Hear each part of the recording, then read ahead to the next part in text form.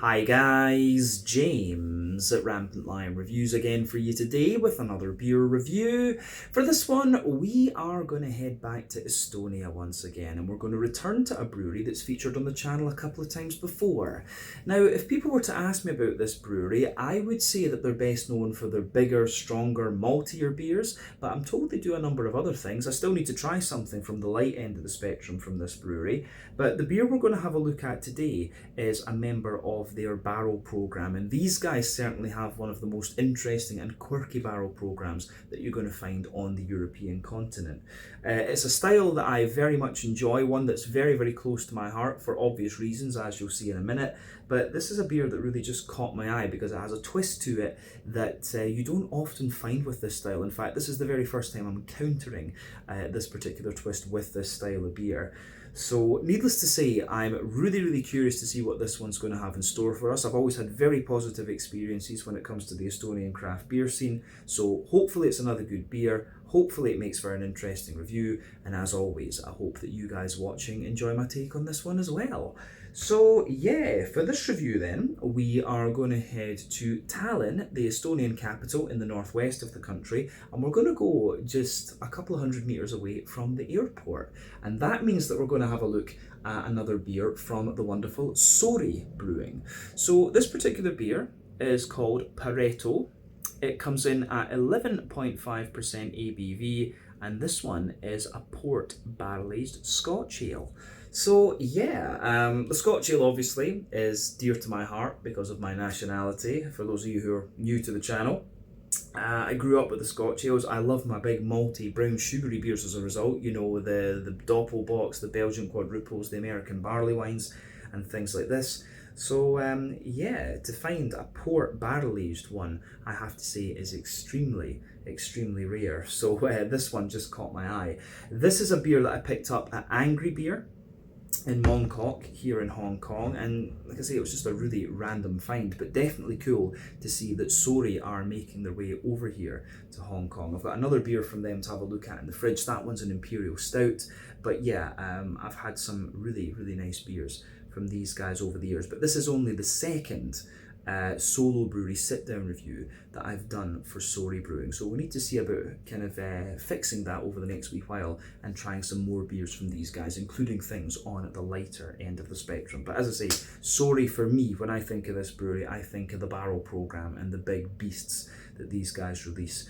But yeah, this should be really interesting. So, as always with my reviews then, I'll tell you a little bit about the brewery before we taste the beer. If you want to get straight to the tasting though, just fast forward. All the usual links can be found in the video description below. That's the brewery website, the link to my other reviews that I've done from Sori Brewing before, and we will see about adding more to that list as time goes on. Definitely one in the fairly near future though. But there's all the usual social media down there. If you want to see more reviews, do please consider subscribing to the channel. The support that you give is massively appreciated, and remember, you can go into the channel homepage and search for beer using the geography tagging system. So just go in there, use the little search bar, put in your hometown, state, county, province, whatever you like. If I've reviewed beers from the area that you search for, they will pop up. Failing that, you can check out the playlist of beers from different countries. You'll find this one in the Estonian playlist along with a number of other things. That's being added to whenever I get the opportunity, but I do love my Estonian beers. And do make sure you check out the playlist of beers from other countries as well, because there are some very interesting things on the channel these days. So yeah, let's go on to my brewery notes then, and I'll tell you a wee bit about Sori Brewing once again. So Sori Brewing, as I've mentioned to you already, are based in Tallinn, the Estonian capital, and the company was founded back in 2013 by Piri Patrik Hurula, Heikki Uotila and Sami Heino, all of whom come from Finland. So the brewery are basically based in Estonia because of the bureaucracy that was involved in establishing a brewery in Finland back at that time. Of course, it has liberalised quite a little bit over in Finland, and there are many good Finnish craft beer breweries these days. But yeah, these guys decided to go for it in Estonia. But Heikki comes from a background in online retail and marketing. Piri is an entrepreneur, and he worked in finance and in the paper industry as well. And he's got his own marketing business too, while Samu studied microbiology and was also is involved in the brewing side of things. But the three apparently met at an academic beer society called BOSA, B-O-S-A, And they decided to start their own brewery together because they felt Finland was really lacking in craft beer at the time. And one of the big problems that Finland had, of course, was that it was very expensive for the Finnish breweries to start up, of course, and they couldn't match the quality and consistency of the imported American beers and things like this. It was costing more for Finnish beer that wasn't quite as consistent as the imported American stuff. So a bit of an uphill struggle for a lot of these Finnish breweries. But early on, Sami decided to move on and work for the lab at Pohjala, also in Tallinn in Estonia, and now Heikki and Piri are the main men behind this company. But they managed to raise 500,000 euros from crowdfunding, and a lot of this was done without any platform. They set up the brewery in an old Soviet-era factory very close to Tallinn airport, and apparently this was, once upon a time, a restricted factory complex called Dvigatel, and I think they used to experiment with weapons and design all that sort of technology there. But later they received a 100,000 euro grant from Business Finland, which helped them expand, and they've just gradually built up the business over the last few years. I think in total they've invested over €1 million in the company and getting the company off the ground. But the current head brewer at Sori is Timian McDowell, who's a graduate of the Heriot Watt Brewing Programme in Edinburgh, and today these guys are producing in the region of 300,000 litres of beer per year. That number might be a little bit inaccurate because these notes were written maybe 2 years ago or something like that, and they've got a barrel programme that is well in excess of 200 barrels. And like I said, a lot of people, if you ask them about Sori Brewing, they're going to tell you big malty barrel aged beers. That's what this brewery have become well known for across the European continent. But as of April 2024, when I'm filming this review for you, these guys have produced 170 different kinds of beer according to Untappd, and that number will no doubt continue to increase as time goes on. But yeah, that is everything I can tell you about Sori Brewing for the moment. If you want to learn more about these guys, you can check out the brewery website, you can follow them on Facebook and Instagram to keep up to date with all the latest goings on, and you can check out the Rate Beer, Untappd and Beer Advocate pages to learn a little bit more about all the different beers that these guys have done. So yeah, let's go on and actually have a little look at the beer itself. So I'll just let you have a wee look at the artwork on this one before we open it up. So you can see this beer has been aged for quite a little bit of time, because this one apparently is the 2020 release, but it says here it's best before the 21st of April 2025, although with it being a big malty Scotch ale, you could age this for quite a little bit longer than that. You can see Sori Brewing's symbol on the top there, and here is the bottle cap. Now, pretty much all of the bottle caps from Sori Brewing are very similar to this, just different colours. You'll see that when we review the stout that I have from these guys a little bit later on. This one is a 330 milliliter bottle, and I actually can't remember what I paid for this one. I think this might have been, I think it was about 100 Hong Kong dollars. That's about £10 sterling, maybe 11, 12 euros, something like that, $13 American.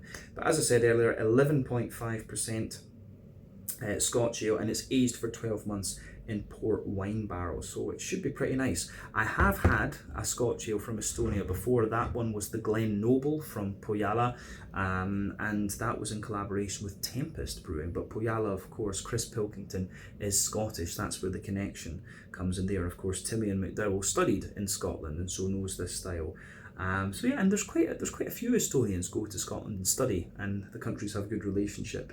So yeah, always nice. One of my best pals is Estonian. I love going to Estonia, and they've got a great beer scene these days, and their beer travels quite a little bit because they're only 1.2, 1.3 million people, so a lot of the breweries produce a higher volume and export quite a little bit. That's common in Latvia and Lithuania as well, due to the small populations.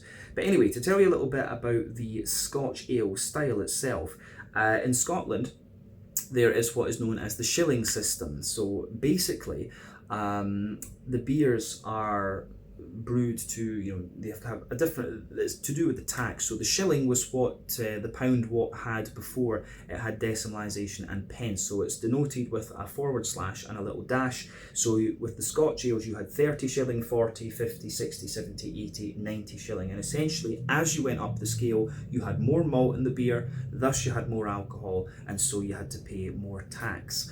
on the beer. So most modern interpretations of the Scotch ale style are based on the kind of 80, 90 shilling variants, which are the stronger, sweeter ones. You do also have the 160 shilling as well, which, you know, is the beast basically. So a beer like this is most likely to be around the 160 shilling mark, and a famous example of that would of course be the Tracker House 160 shilling. A more modern one, I guess you could say, would be the Old Parochial from Tempest Brewing Company. But if you want a more widely produced Scotch ale, the Old Jock from Broughton Beer is a very good one as well. So yeah, some examples of well-known Scottish brewed Scotch ales for you there, the famous style of Scotland. This one, I'm guessing, will be along the lines of 160 shilling, and probably more of an American style Scotch ale. The American ones tend to be a little bit more oily in their caramelly character, and the fruits are a little bit redder, whereas the Scottish ones, they've got a bit more toastiness to them. The brown sugars are a bit more dry, and it's a bit more kind of dry, fruity character you get out of them. But that's a basic history of the Scotch ale style for you. We'll just need to see what this one has in store for us. But yeah, 330 milliliter bottle, this one. Let's pop the top and get it out and into the glass. I think this is going to be really quite interesting.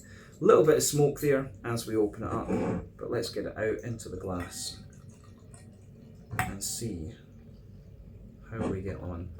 Just going to see if there's any sediment in the bottom, and there we are. Yeah, not a lot of sediment on the bottom of this one. Actually, nothing really floating around in the bottom of the bottle. This beer has obviously been cellared quite well. I'm not sure when exactly it would have been bottled, but you know, I would assume maybe in 2020 or something like that, when it actually has the release date. But yeah, anyway, as you can see, this beer's poured pretty much as you would expect from a Scotch ale. Before the head disappears, you can see that this beer's poured with about a quarter finger of, yeah, just a little thin foamy layer there. I don't know if we can even call it a head, but you can see medium-sized bubbles on the surface of the liquid there, a little bit foamier the further up that you go. A few little islands of foam on the surface of the liquid there.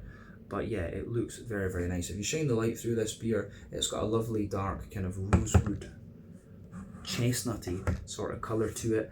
One or two big bubbles sticking toward the side of the glass, a few little ones going up toward the bottom or the surface of the liquid there. But all in all, it looks pretty damn nice actually. This one is pretty much what you would expect from this style of beer. So remember, the colour of your beer depends on the type of malts that you use. This goes a long way to determining your EBC rating. 2, length of your wort boil is also going to play a role, because the longer you boil the wort, the more the sugars caramelise, and thus you get a dark coloured beer. But any barrel aging that you do or adjuncts you put into the beer can affect its colour as well. When it comes to Scotch ales, because these are brown beers rather than black beers, that can play a role. And if we shine the light through this one, you can, you know, I do wonder, this one's got like a little bit of a more stained mahogany colour to it. So I wonder if the port barrel is affecting the colour of this beer a little bit actually. It's kind of an interesting thought. As I say, I've never had a port barrel aged Scotch ale before. So yeah, this should be very, very interesting. I do enjoy a port actually. I've had it every so often. My friend used to like climbing up the Munros and drinking a wee port at the top. So I do enjoy a nice kind of sweet port wine. But yeah, I don't think we really need to say anything more about the appearance of this one. You can see a lovely colour to it, a bit of a natural haze. So yeah, let's move on and have a wee look at the aroma of the beer and see how we go.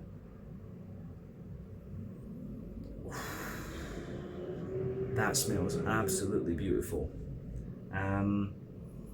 This is definitely a night ender beer, this one. You know, this is the thing you want to finish on. Dessert in a bottle, absolutely fair to say. I can't remember if I said that this one was aged for 12 months in the barrels, but now you know. But I'm just going to say this smells absolutely lovely. It gives you everything you would expect of the Scotch ale generally, but the port wine just gives you that little bit more fruitiness and things. I mean, I'm a huge fan of cognac barrel aging, and I think it's fair to say that if you like cognac barrel aging, then probably you would enjoy port wine barrel aging as well. But this gives you everything you want. You've got the big brown bready character, lots of sweet brown sugars, good kind of dry fruity character, but quite oily as well at the same time. It's just a beautiful, beautiful smelling beer, this one. So as I always say, take a bit of time to enjoy the aroma of the beer before you get stuck into it. That's what we're going to do now. So let's try and break this aroma down a wee bit and just describe it for you a bit more in depth. Yeah. So yeah, the backbone of this beer, you can absolutely smell that lovely, kind of smooth, but slightly dry European oak in this one, which will be used for the barrels. American oak is of course a different species from European oak, but I really think you can smell that lovely smoothness in there and that wee bit of vanilla. But on top of that, of course, you've got that lovely port wine character as well. So you can smell that nice, very, very sweet, you know, purple grape, red winey type character out of this one. Of course, it's not so vinous and kind of acidic as you can get from sort of wild ales and stuff like this. This one is definitely more showing its sweeter side for sure, and that complements the big, oily, brown, sugary characters that this beer has. Yeah, the way that all of that pieces together, I think, is really, really nice. Above the sort of winey the sort of port winey characters, you start to get all the brown sugary notes out of this one. Now, I would say that this beer, it does have an element of like a sweet rye bready character to it, but it's almost more like a kind of toffee sponge, if you like. So yeah, you've got that oily toffee sponge coming out of this one. Yeah. Yeah, I would say nice. You've got the rye, yeah, you've got above the barrel, you've got the kind of rye bready base there, a sort of oily, caramelly, spongy character coming out of this one. Good little bit of a sweet kind of wholemeal brown bread as well, almost like cakey in a sense too. And then you've got all the sweeter aspects of the brown sugar coming out of this one. In terms of the shilling scale, this is definitely going to be a 160 shilling actually. So think about the Tracker House 160 or the Old Pareto was more of a smoky Scotch ale actually, a peated Scotch ale, that one from Tempest Brewing, but this is a very, very sweet one actually. So the brown sugars that are in there are quite nice, they're very bright actually. And one of the things you can do with Scotch ales to give them a more complex flavour is you can do a longer wort boil. If you do that, you get big, leathery, chewy sort of brown sugary notes out of this one. I would not be surprised if that's the case here. But likewise, you could also do a double mash with this, but I don't know how common that is to do with Scotch ales. With imperial stouts, and I think barley wines as well, it's fairly common, but Scotch ales are not as widely brewed. So, yeah. If you're a brewer and you know that, let me know in the comment section below. But this thing smells hugely sticky and oily, and I do suspect there's one or the other going on here, double mash or longer wort boil, but the barrel of course is going to give you a lot of complexity. But yeah, there's a nice kind of leathery brown sugary note to this one, quite a lot of like chewy fudge and things like that as well. So big chewy fudgy notes, definitely some treacle and molasses, bright caramel, and a little bit of a biscuity note, to be honest with you too. So yeah, the way that everything goes together in this one, I think, is very very nice on the malty side of things. You do get a little bit of a nuttiness out of the beer and a little touch of like vanilla and things, the more that you smell of the aroma too. Now in terms of the hoppy character in this beer, with the Scotch ale is not the most hop forward style of beer anyway, and these beers are going to use Bramling's Cross, at least the traditional ones are. I think Galena and Williamette are quite popular hops, and the German Northern Brewer would work in these to give you the red fruity notes. But obviously with this one being barrel aged, a lot of the hoppy character has dropped out of it already, but you can still get the remnants of a slight green component. There's a very slight earthiness in there, there's a little bit of herbal character and a wee bit of grassiness, but like I say, that's quite minimal. Let's focus on the fruity aspects of this beer. So in the aroma, you've got a nice big oily plummy character for sure. Oily plum, a little bit of sharper raisin in there too. Oily plum, sharper raisin, but mainly juicy plum. There's definitely a bit of a drier prune in there. I want to say dates as well, like a drier datey character.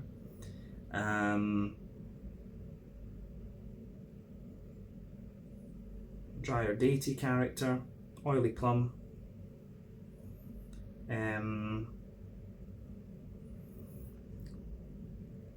In the middle of the nose, you've got some figgy characters as well. A lot of black currant, actually, this one. I get a lot of like dry black currant in here, maybe a slightly more oily black berry. But yeah, the way all the stuff kind of pieces together in this beer, I think, is very, very interesting. So it gets a big, big thumbs up from me. The aroma of this is absolutely beautiful, I have to say, and I'm very curious about it. So as I always say, take a bit of time to enjoy that aroma, but I think it is about time that we get stuck into this beer and see how it turns out. So yeah, this one is the Pareto, an 11.5% port barrel-aged Scotch ale from Sori Brewing in Tallinn, Estonia. Let's get stuck into this. Slàinte, skål, cheers, terve 6, kipis, since those two countries are both relevant, Finland and Estonia. Cheers.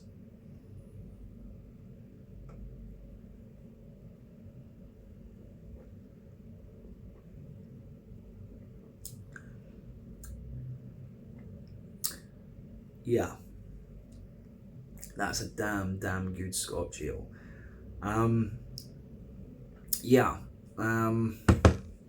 When you taste this one, if this is the first beer you taste from Sori, and you know this pretty much goes for anything in their barrel program. The only thing I probably wouldn't drink from them would be the chili stouts, but that's just me. I don't like that as a style. But you will, as soon as you take a sip of one of these Sori beers, you're going to see why this brewery are pretty revered on the big barrel-aged malty side of the spectrum. These guys are really, really good in that regard, and this beer is no exception. That's a damn good Scotch ale. So the Scotch ale is Scotsman approved. The interesting thing about this one for me is the barrel. So when you take this beer in, you do, on that impact flavour, you do get just a little bit of that kind of vinous-y sharpness there. And it's not vinous in the sense that it's sour, but you just get that little bit of fruity sharpness when you take this in. And I think it works really well. The way this beer mellows out and shows you the breadiness, the brown sugars, and then the barrel, it's awesome. It's a wonderful beer, this, and you know, definitely worth. I have no idea what I paid for this, and I don't care. I honestly at this point don't care because it's that good. So that should say it all. Yeah, another wonderful beer from Sori. I need to try and get a hold of more stuff from these guys. Maybe when I get back to Europe, I'll do a web shop order from them and just get some ridiculous things and bring them over here and review them gradually. But yeah. Let's break this beer down and describe it for you a bit more in depth, but this is giving you everything you would want from a Scotch ale and the quirkiness of it being port barrel aged as well. So yeah, let's do this. Middle third of the palate then.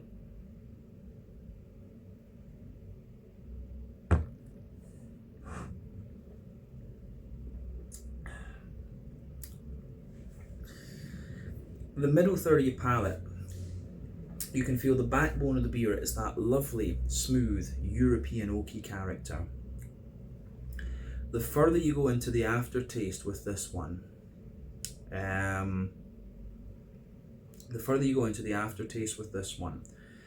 it shows you more of the vanilla. So you get more and more vanilla out of this one, but certainly above that woody layer, you've got the lovely kind of port, wine barrel character coming out of it, and that again lingers there into the aftertaste. So you've got this very sweet red fruity character that just lingers on the palate with this one. And as I say, I really like that with this beer.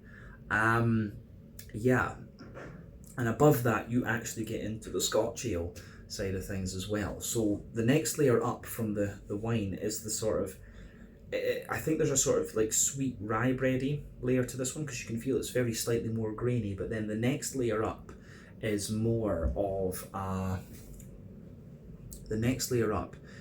like a kind of sweet caramel sponge or something like that, like a caramel sauce dipped vanilla sponge. Yeah, so you've got the rye bread, the sort of spongy layer, which is a mix of caramel and vanilla. The spongy layer incidentally has a wee bit of a more nutty character to it as well. So yeah, I think that's pretty nice, and you get more of that nuttiness and dryness into the aftertaste, more of a very light vanilla type quality as well.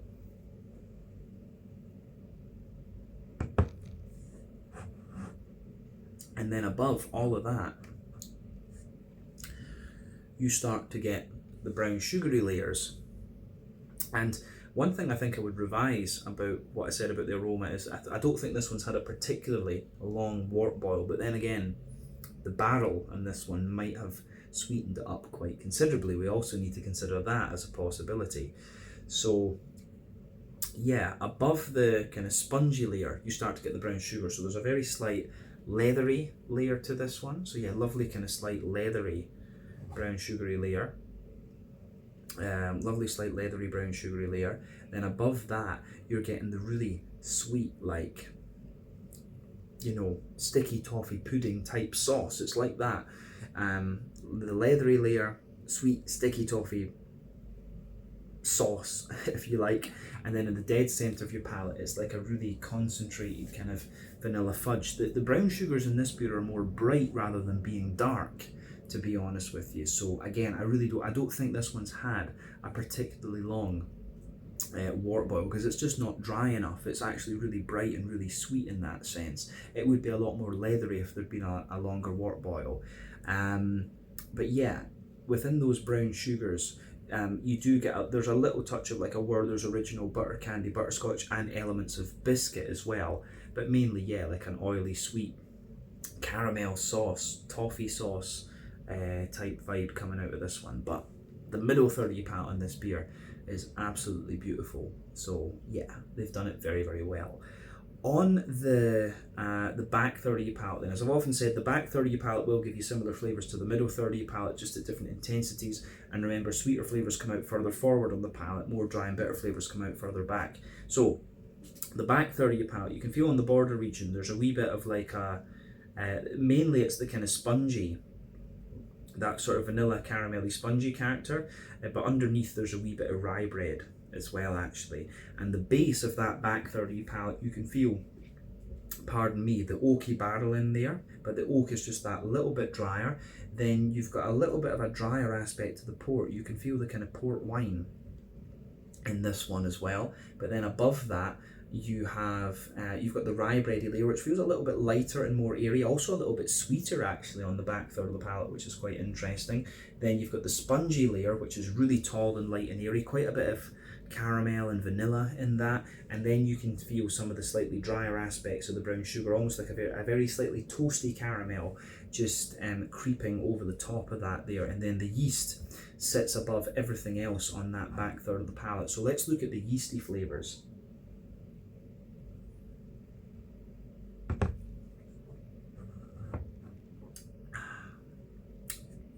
The yeasty side of this beer for me, I think it actually takes a bit of a back seat, because the more that you drink of this one, the more you're going to get the port barrel actually, but the yeasty note is still there. So in the dead centre of that, you could feel that there's like a kind of more wholemeal, like a dense but slightly sweet wholemeal brown bready character.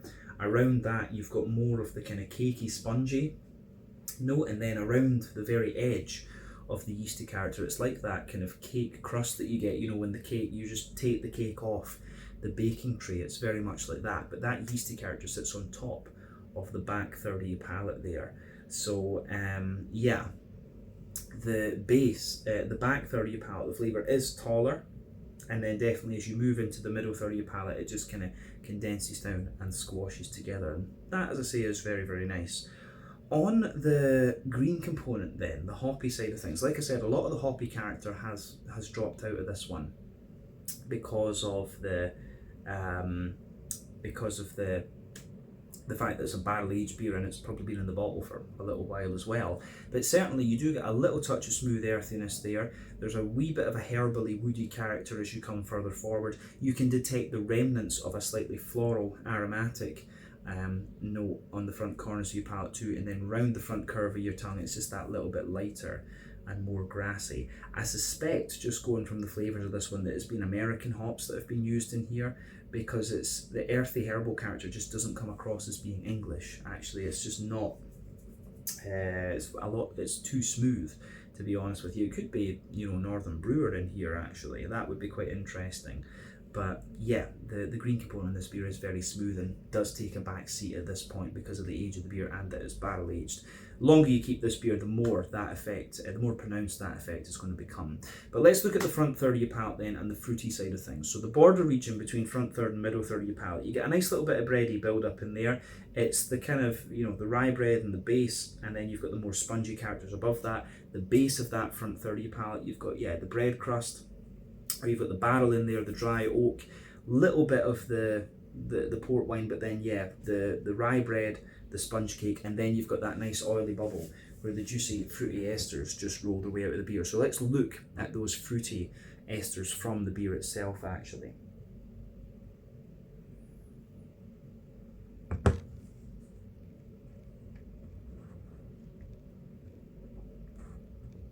Yeah, that's so nice.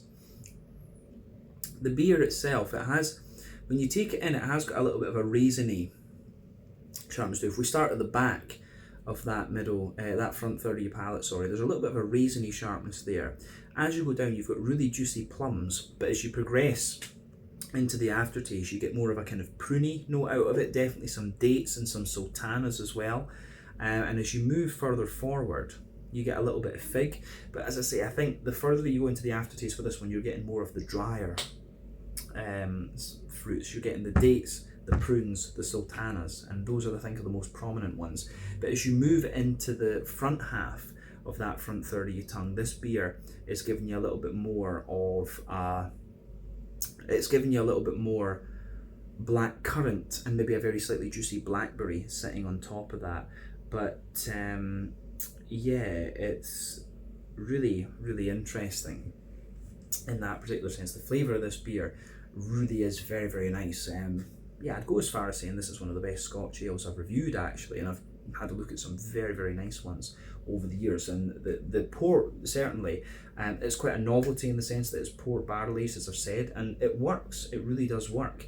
I've just noticed, I forgot to talk about this earlier on, but there is a wee bit of information about the beer on the side here, so you guys can pause the video and look at that for yourself. But what it says is talks about here on the side, and it says about the beer itself, this is it, this is the final one. Pareto port wine barrel aged is a monumental wee heavy aged to perfection in port wine barrels. The final release is a unique blend from various years, decadent caramel sweetness cut with oak and notes of port wine, luscious brew suitable for slow slipping. So yeah, the very last time they're going to do one of these actually. So yeah, this one seems like it's a blend of different vintages of the beer, but it's awesome. It really has been a very nice drinking experience, this one. Let's round off the review then with just a wee look at the mouthfeel. But if you do come across a bottle of this, it's absolutely worth it. I kind of wish I'd saved this for a special occasion now, but you know, I'm Scottish. Drinking Scotch ale should be normal for me. I think that's fair.